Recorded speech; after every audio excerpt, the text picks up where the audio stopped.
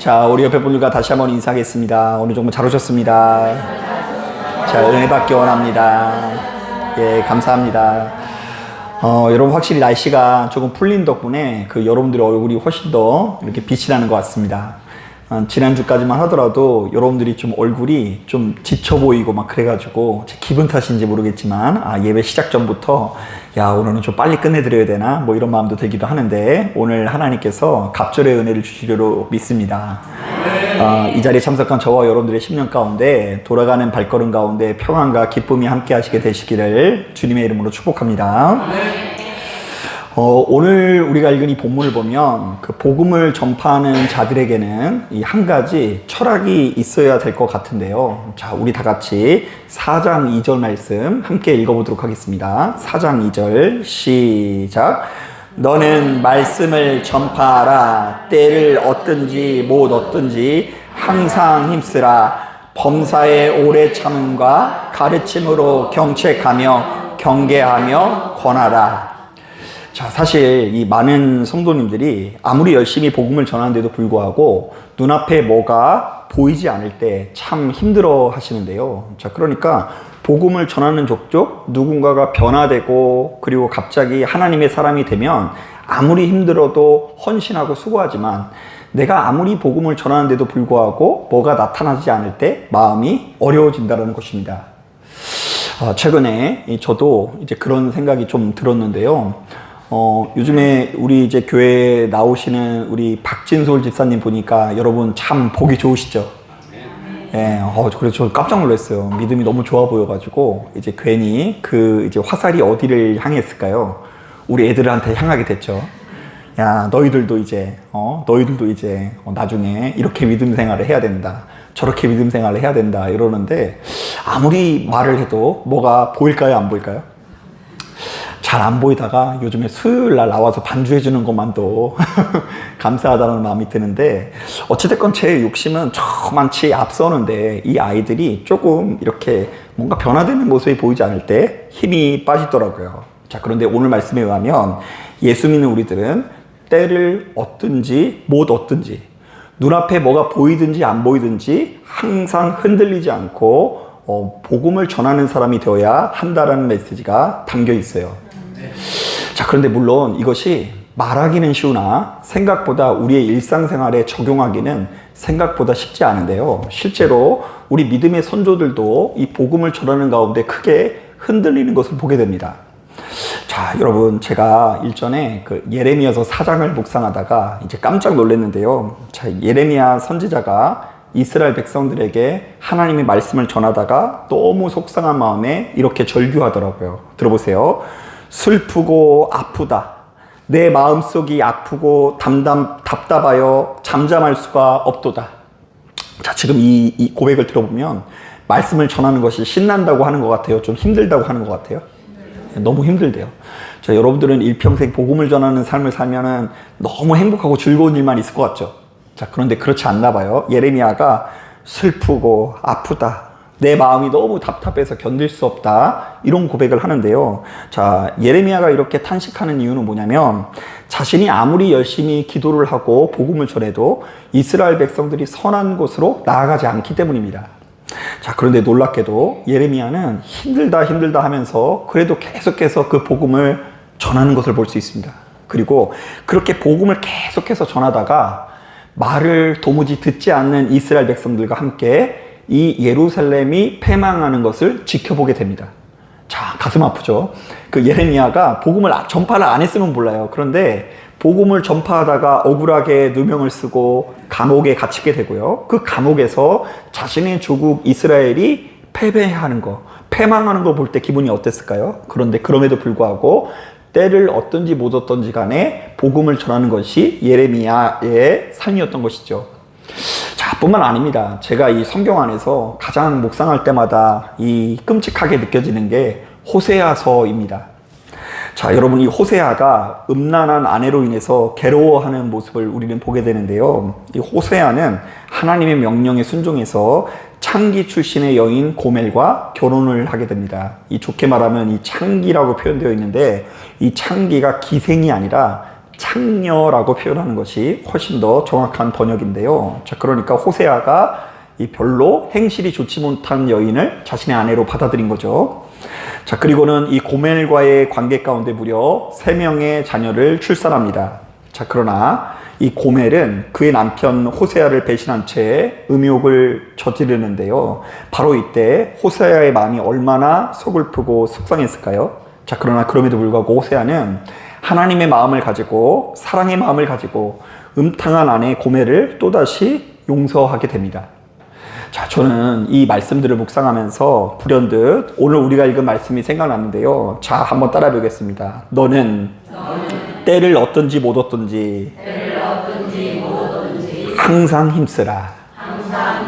네, 눈앞에 펼쳐진 상황이 내 마음에 들지 않을지라도 하나님의 말씀을 끝까지 전하는 자가 되어야 한다는 것입니다. 자, 그런데 우리들은 도대체 무엇 때문에 바로 이렇듯 때를 얻든지 못 얻든지 간에 사명을 감당해야 되고 눈앞에 어떤 열매가 보이지 않음에도 불구하고 꿋꿋이 복음을 전파해야 되는 것일까요? 자, 지금 뭐가 보이지도 않는데 왜 우리가 계속해서 이런 일을 해야 될까? 자, 오늘 말씀에는 그 비결도 그 이유도 기록되어 있는데요. 자, 우리 다 같이 3절, 4절 말씀 같이 한번 읽어보겠습니다. 3절, 4절 시작. 때가 이르리니 사람이 바른 교훈을 받지 아니하며 귀가 가려워서 자기 사역을 따를 스승을 많이 두고 그 귀를 진리에서 돌이켜 허탄한 이야기를 따르리라. 자, 이게 무슨 말일까? 좀 내용이 어려울 수 있는데요. 이 말씀은 크게 2가지로 해석해 볼 수 있어요. 먼저 첫 번째로는 우리 주변에 우리를 잘못된 길로 인도할 만한 유혹들이 너무나 많다, 적다? 네, 많다.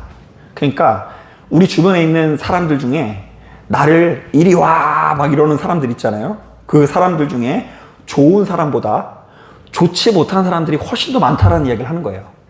자, 그리고 안타깝게도 사람의 본성은 항상 우리를 잘 되는 곳으로 나아가기보다는 항상 우리를 망하게 하는 자의 유혹에 빠져서 우리가 잘못될 가능성이 있다라는 메시지를 전하고 있어요. 자, 그러니까 끔찍하죠. 지금 우리 주변에는 유혹이 많다, 적다? 많다. 그런데 나는 그것을 분별할 능력이 있다, 없다? 없다. 안 좋다라는 것에 훨씬 더 재미를 느낄 수밖에 없는 본성을 가지고 있다는 거예요. 자, 그렇기 때문에 이러한 세상 구조 가운데 누군가는 끝까지 하나님의 말씀을 전파해야 되는데요. 자, 바로 그때에 망령되고 허탄한 육체의 신화는 떠나버리게 되고 우리로 하여금 끝까지 생명을 누리게 하는 길이 활짝 열리게 된다는 것입니다. 자, 저는 이 목회를 하면 할수록 바로 이것을 점점 더 깨닫게 되는데요. 사실 이제 제가 여러분들과 신앙생활 하면서 여러모로 미안하게 생각하는 것들이 참 많이 있습니다. 자, 일단 제일 미안한 것 중에 하나가 우리 강은희 권사님 이왕이면 그 뚜껑 있는 피아노, 그 뚜껑 있는 피아노 있어요. 그랜드 피아노 뭐 그런 거에서 하면은요 누구보다도 되게 멋지게 치실 것 같지 않으세요? 좀 드레스 같은 거 입히시고 랄랄라 해가지고 치면은요 좋을 것 같은데 이 피아니스트에 비해서 피아노가 조금 비루한 것도 있고요.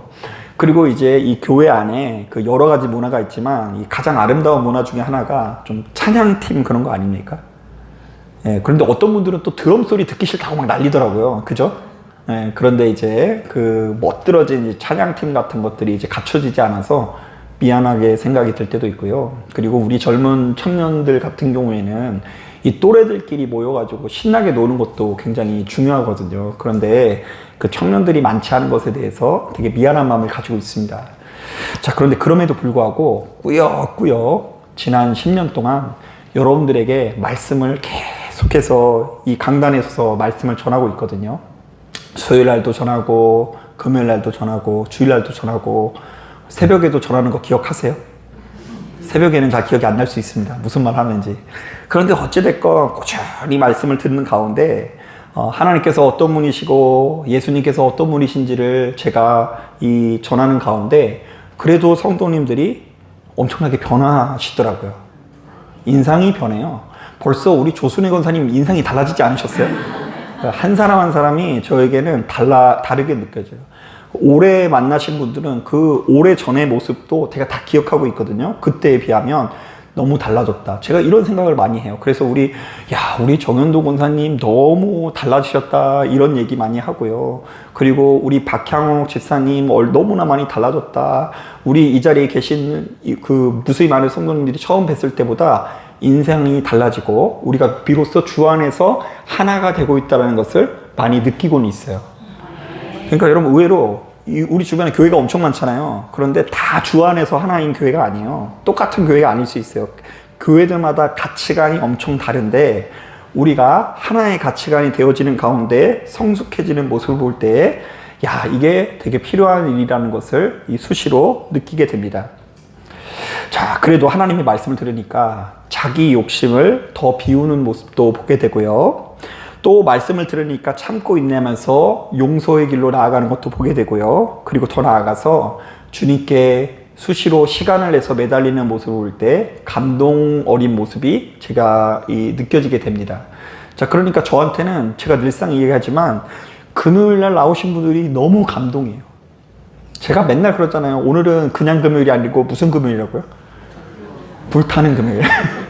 오늘 불타는 금요일이에요. 그래가지고 제가 이제 날씨가 좋을 때 가을쯤 되면은 이 말씀 준비해 놓고 여기 한 바퀴 도는데 왜 이렇게 시와에는 술집들이 많은지, 그래서 술집 골목을 지나다니면 벌써 소돔과 고모라 같은 분위기가 무심풍입니다. 그러면서 얼굴이 뻘겋게 달아올라가지고 하하하 막 호호호 하고 있는데 거기를 뚫고 저는 어디로 가요? 예, 정확히 말하면 지하로 내려갑니다. 지하에 있는 교회 내려가서 여러분들을 기다리고 있다 보면 한 분 한 분 오시는 그 목소리가 얼마나 귀하게 느껴지는지 모릅니다. 자, 그런데 여러분, 큰 줄기 안에서 볼 때는 지금 여러분들과 함께 동역하는 것들이 참 의미 있다고 느껴지는데요. 자, 그럼에도 불구하고 우리들의 시선이 눈앞에 보이는 한 사람 한 사람에게만 머물러 있으면 우리는 크게 실망할 수밖에 없어요. 왜냐하면 우리들의 욕심에 비해서 변화의 속도가 너무나 더디게 느껴질 수 있기 때문입니다. 자, 그러니까 제가 여러분들을 한 사람 한 사람 이 하루하루만 놓고 보면 실망이 들듯 여러분도 주변에 누군가를 복음으로 인도하고 싶은 마음이 있으시죠? 예, 우리 진솔 집사님처럼 우리 자녀들이 이렇게 믿음 안에서 자라나길 원하는 그런 마음이 있으시잖아요.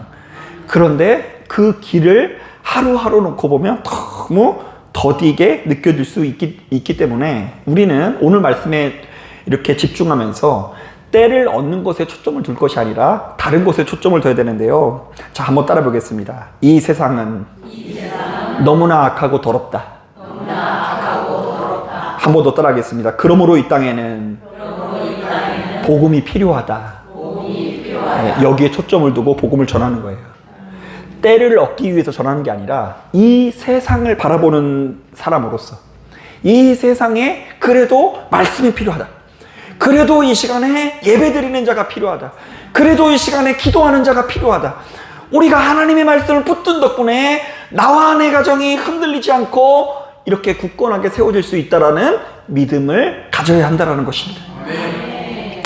자, 저는 이런 이야기를 할 때마다 1920년도에서 40년대에 활동했었던 도암의 성자 이세종이라는 분이 생각이 납니다. 이분은 예수를 만나기 이전에는 원래 남의 집 가서 머슴을 살던 분이었는데요. 지독하게 일해서 그 지역 일대의 산이나 땅을 다 사버려서 거부가 된 분입니다. 대단하죠? 이왕 일을 하려면 이 정도 일은 해야 돼요. 그래, 진짜 개처럼 벌었어요. 진짜 돈 되는 일은 가리지 않고 잠도 줄여가면서 그 주변 일대의 땅을 다 사가지고 최고의 부자가 됐는데요. 자, 그런데 이분이 예수를 만난 이후에 이 결단을 하기 시작합니다. 예수를 만난 다음에 예수님께서 누구든지 자기의 것을 붙들고 나를 따라오는 자는 안 된다. 어부가 뭘 버려버려요? 그물을 버리잖아요. 그런 배를 버리고 그물을 버리는 걸 보고 자기의 재산을 버려야 되겠다는 생각이 들고 자신의 전 재산을 이 가난한 사람들에게 조금씩 나눠주고 하루 종일 성경만 묵상하는 삶을 살아가게 된 분입니다. 자, 그런데 여러분 잘 생각해 보세요. 여러분 남편이 예수 믿게 하여 주시옵소서 했는데 너무 믿어버린 거예요. 그래서 전 재산을 주변 사람들에게 나눠줘요. 그러더니 어느 날 갑자기 와서 여보 우리 집 팔았어. 그게 무슨 말이야 했더니 아니 교회에 아무개 집사님이 너무 어렵다 그래서 이거 팔아가지고 다 줬어. 이러면 여러분 뭐라고 할 것 같아요? 아우 잘했어. 뭐 이렇게 얘기가 나올 것 같아? 아니면 나가! 이럴 것 같아요? 이 적당히 예수를 믿어야지. 이분은 너무 성령을 받아가지고 이렇게 전 재산을 이렇게 팔아서 사람들을 나눠주고 뭐 이렇게 이야기하니까 이 이세종 씨의 아내 되는 사람이 너무나 크게 실족하게 됩니다. 자, 더군다나 이세종 씨는 당시로서는 재산을 일구다가 되게 늦게 결혼을 했는데요. 30살에 혼인을 했어요. 이게 왜 늦었냐면 당시만 하도 뭐가 날라다니죠. 네, 당시만 하더라도 그 평균 수명이 한 3, 40밖에 안 되는 시절이에요. 그런데 30대에 결혼한 거는 되게 늦게 한 거거든요. 그런데 30살에 14살밖에 안 된 아내와 결혼을 합니다. 그러니까 16살 연하인 여자랑 결혼한 거죠. 그때는 흔했대요. 그때는 그런 일이 되게 흔했대요. 30살이 14살이면 이제 한 중학교 1학년, 2학년 정도밖에 안 되는 이 여자랑 결혼을 했는데요. 그러니까 아내는 이세종 씨보다 훨씬 더 혈기왕성한 나이 아닙니까? 그런데 남편이 갑자기 예수 만나더니 아무것도 안 하고 맨날 기도와 말씀만 보니까 이 아내가 견딜 수가 없는 거예요. 그나마 재산 보고 왔는데 재산도 팔아버리고 하루 종일 자신은 상대를 안 해주고 이렇게 맨날 그 공자님 말씀 외우는 것처럼 성경을 외우고 있으니까 이 견디지 못해서 이세종 씨의 아내 문순이 여사는 남편을 도무지 이해하지 못했고요. 다른 남자와 눈이 맞아 집을 뛰쳐나가 버립니다. 자, 그러면 어떻게 해야 됩니까? 일반적으로 당시 사회만 하더라도 조직의 쓴맛을 보여줘야 돼요. 아내를 그런 때는 때려도 되는 법이 있었다고 합니다. 그 유교 사회였고 막 그러다 보니까 아내가 눈 맞아서 나가면 죽는 거예요. 자, 그러나 이세종 씨는 아내가 있는 그 집에 찾아가서 아내와 함께 사는 그 남자 앞에 무릎을 꿇고 이렇게 말합니다. 이렇게 된 것은 당신 잘못이 아니라 다 내 죄 때문입니다. 제발 저 사람을 돌려주시옵소서. 자, 이렇게 마치 하나님께 기도하는 것처럼 무릎을 꿇고 그 앞에 있는 사람한테 내가 잘못해서 당신한테 떠난 거니 나에게 돌려보내주세요. 내가 잘 하겠습니다. 라고 사정사정합니다. 자, 이때 양심의 가책을 느낀 새 남편은 아내를 보내주었는데요. 자, 이세종 씨는 아무런 조건 없이 이 아내를 또다시 맞이하게 됩니다. 자, 그런데 얼마 지나지 않아 이 아내가 또다시 집을 나갑니다. 왜냐면 집에 들어와 봤더니 재산이 또 있어요, 없어요? 재산이 없어요. 이게 이제 그릇까지 다 줬어요, 이제. 그나마 남아있던 그릇까지 다 줘서 아무것도 없고, 이 성경만 보는 그런 것들이 너무 심한 데다가요. 이제 이세종 씨가 너무 이제 그 하나님과 깊이 교제하다 보니까 나중에 어떤 짓을 하냐면요. 지나가다가 벌레를 딱 밟으면 많이 아팠누? 이러면서 막 눈물을 흘렸대요. 그러니까 거의 막 구름 위를 걸어다니는 신앙생활 하는 거예요. 벌레를 죽여도 많이 아팠누? 이러고 모기가 피를 빨아대도 그래 많이 먹어라 뭐 이러고 있는 거예요. 그러니까 이게 정상이 아닌 거죠. 자, 그러니까 이 아내가 또다시 짐을 싸서 나가는데요. 이번에는 진짜 작정하고 남아있는 모든 진귀한 살림살이를 가지고 아주 멀리 떨어져 있는 곳으로 가버립니다. 자, 그랬더니 이번에도 이세종 씨가 찾아갔는데요. 이번에는 이 모든 상황을 예비했었던 이 아내와 새 남자가 매몰차게 문전박대를 하고요. 꾸정물을 끼얹으면서 욕을 하면서 이렇게 말합니다. 다시는 우리에게 찾아오지 마. 우리는 너의 얼굴을 보기도 싫어. 자, 그런데 이 꾸정물을 뒤집어 쓴 이세종 씨가 아내에게 또다시 외칩니다. 여보, 하나님을 잊지 마시오. 지금 당신의 이 선택은 아름다운 선택이 아니요. 다 하나님께서 지켜보고 있다라는 것을 기억하시오. 자, 결국 이 집 나간 아내가 이번에도 오래 갔을까요? 못 갔을까요? 예, 오래 못 갑니다. 그래서 이세종 씨에게 다시 돌아오게 됐는데요. 이때 동네 사람들이 난리를 칩니다. 그때만 하더라도 여러분 혹시 멍석말이 아세요? 예, 마음에 안 들게 처신을 하니까 그 여자를 멍석말이를 하려고 했는데 이세종 씨가 결사 이렇게 막아가지고 그 아내를 보호하고요. 어떻게든 이 아내를 살려달라고 해서 비는 가운데에 이 이세종 씨를 향해서 세상에 둘도 없는 바보라고 많은 사람들이 손가락질을 하게 됩니다. 자, 그런데 정작 본인은 아무렇지도 않고 기쁨을 여겼다고 하는데요. 왜냐하면 이분의 중심이 하나님의 말씀에 붙잡혀 있었기 때문입니다. 자, 이로 인해 그는 세상이 아무리 악해도 사람이 좀처럼 변하지 않아도 끝까지 참고 인내하면서 자신의 아내를 기다릴 수 있었던 것입니다. 자, 그리고 그렇게 놀랍게도 끝까지 품어준 아내가 나중에는 완전히 변화해서 새 사람이 됩니다. 원래 이 여자는 글씨를 몰랐거든요. 그런데 성경을 읽기 위해서 글자를 깨우치기 시작합니다. 대단하죠? 한글 배우는 목적이 뭐라고요? 그러니까 여러분 글을 읽으시는 분들은 다 성경을 읽으셔야 돼요. 이분은 성경을 읽겠다라는 목적하에 이제 글을 배우고요. 그래서 성경을 벗삼아 살아가는데요. 자, 이 아내가 나중에는 얼마나 변했는지 아십니까? 남편이 그 말년에 그 아내에게 말합니다. 당신은 아무래도 도회지는 유혹이 많으니까 산에 들어가서 살아야 된다고 하면서 이 아내를 데리고 산에 들어갔거든요. 그런데 거기에 이 아내가 따라가고요. 자, 그리고 산속에 들어가서 사는 동안 이 아내가 끝까지 곁에서 이 남편 곁을 지키고요. 그리고 남편이 세상을 떠난 뒤에도 그 무덤을 무려 3년 동안이나 지키며 혼자 삽니다. 자, 이 과정에 때마침 보릿고개가 되면 아랫마을로 내려와서 보리 이삭을 주워 먹고 산나물로 허기를 달랬는데요. 자, 그녀의 말년은 아무도 돌아보는 사람이 없고 자식도 없어서 고독했으나 꾸준히 지난 날을 참여하면서 남편의 가르침대로 살아가게 됩니다. 자, 그래서 이 과정에서 그 이세종 씨의 제자 한 명이 찾아와가지고 그녀와 나눈 대화가 굉장히 유명한데요. 그녀가 그 이세종 씨의 그 제자에게 이렇게 고백을 했다고 합니다. 들어보세요. 내가 예수님을 안 믿었다면 지금쯤 어떻게 되었겠습니까? 나는 이 세상에 와서 예수님을 그토록 잘 믿는 남편을 만난 행복자입니다. 지금 먹고 살 게 있어요, 없어요? 네, 없고요. 보리 주워 먹고 이삭 주워 먹는 상황이에요. 룻처럼요. 그리고 뭐 재산도 없고 남편도 없고 산에 있는 전기도 안 들어오는 초가집에 혼자 살고 있는 중입니다. 그런데 그럼에도 불구하고 자기가 누구를 잘 믿는 남편 만난 거, 예수 잘 믿는 남편을 만난 것이 자기 인생의 가장 큰 복이라고 고백하는 지경에 이르게 됩니다. 여러분, 사실 이 여인은 본디 일자무식하고 성격이 급해서 그 마을에서 유명한 싸움닭이었다고 합니다. 또한 남편의 신앙을 이기지 못해서 이해할 수 없어서 몇 번씩이나 집을 나갔다고요?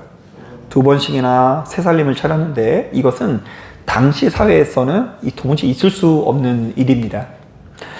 자, 그러나 남편을 통해서 하나님의 말씀을 묵상하게 되었고요. 또한 끝없는 가난과 고난 속에서도 예수 잘 믿는 남편을 만났으니 행복자라는 고백을 남기게 된 것입니다. 자, 여러분, 그렇다고 해서 이 말씀을 우리가 끝까지 포기하지 않으면 큰 성과를 거둔다라는 말씀으로 오해하지 않으셨으면 좋겠습니다. 자, 여러분, 생각만큼 사람은 변한다, 안 변한다? 안 변한다. 실제로 제가 이제 과거에 그 70대 이상으로 모인 그 어르신들의 속회를 인도한 적이 있는데요. 전수화 시절 때. 그런데 이제 한 분이 항상 얘기를 했어요. 그 자기가 그 미스 때부터 남편의 구원을 놓고 기도를 했는데 이놈의 영감이 80이 넘도록 교회를 안 나온다고. 기도 응답이 60년째 없는 거죠. 그럼에도 불구하고 이 아내는 거듭해서 어떤 마음을 품고 있을까요? 자신의 남편이 그래도 누구의 뜻대로 살기 원한다고요? 하나님의 뜻대로 살기 원한다라는 마음을 가진 것이죠. 자, 여러분, 실제로 이세종 씨가 아내를 찾아갈 때 언젠가는 이 사람이 변하겠지라는 계산으로 꾸정문을 뒤집어 쓴 거 아닙니다. 그는 아내가 변할지 안 변할지 생각해 본 적이 없어요. 다만 그의 중심이 누구에게 붙들려 있기 때문에, 하나님께 붙들려 있기 때문에 결과가 어떻든 간에 그 자리를 지킨 것 뿐입니다. 자, 그리고 아내가 변한 건 그 다음에 하나님께서 하신 일이죠. 자, 이것이 저는 예수께서 우리를 대우하는 방식이라고 저는 확신합니다. 자, 여러분 엄연히 따졌을 때 우리도 역시 몇 번이고 주님을 떠난 적이 있죠. 우리도 이 여인을 향해서 손가락질을 할 수 없는 게 뭐냐면 우리도 역시 몇 번이고 주님을 떠났고 몇 번이나 다른 것에 마음을 빼앗겨 우리의 인생을 낭비할 때가 너무나 많이 있었습니다. 우리도 음탕한 자였습니다. 우리도 가정을 지키지 못한 자였습니다. 자, 그런데 주님께서 우리가 변할지 안 변할지를 따져보고 우리에게 다시 찾아와 주신 것이 아니라는 것입니다. 주께서 우리를 향해서 때를 얻든지 못 얻든지 간에 항상 한결같이 사랑해 주신 덕분에 우리가 그나마 예수님께서 얼마나 좋은 분이신지를 알게 되었다는 것입니다. 주님께서는 우리가 돌아갈 거라는 보장이 있어서 십자가를 지신 것이 아닙니다. 그냥 그 어떤 조건도 없이 우리를 아끼고 사랑하시기 때문에 우리에게 찾아오셨다는 것이죠. 그리고는 어쩌면 지금 이 순간에도 우리에게 문전박대를 당하시면서 모든 구정물과 수치를 당하면서 계속해서 이렇게 우리에게 말씀하고 계신지도 모릅니다. 사랑하는 아들아, 사랑하는 딸아, 지금 네가 재밌어서 거기에 치우쳐 있지만 살다 정 못 살겠거든. 꼭 돌아오라. 지금도 이 말씀을 하신다 안 하신다? 제발 하신다라고 생각하셨으면 좋겠어요. 그러니까 막 면목 없어서 못 돌아온다 이렇게 말씀하시는 분이 참 많이 있거든요. 그런데 면목 없으면 없을수록 빨리 돌아가면 돼요. 주께서 아들아 딸아, 지금 네가 거하고 있는 그 땅은 올바른 땅이 아니다. 제발 그곳에 있다가 살다 정 못 살겠거든. 꼭 돌아왔으면 좋겠다라고 하는 이 말씀에 귀를 기울이시길 바랍니다. 자, 그래서 오늘 이 시간에 여러분 그 바로 사랑의 은혜를 오늘 이 시간 다시 한번 경험하시길 바라고요. 그리고 그 사랑에 힘입어 우리의 눈앞에 아무런 열매가 없어도 그 사람이 좀처럼 변하지 않을지라도 우리의 중심을 오직 하나님께 붙들어 맨 채 끝까지 자리를 지킬 수 있는 저와 여러분들이 되시기를 주님의 이름으로 축원합니다. 자, 기도하겠습니다.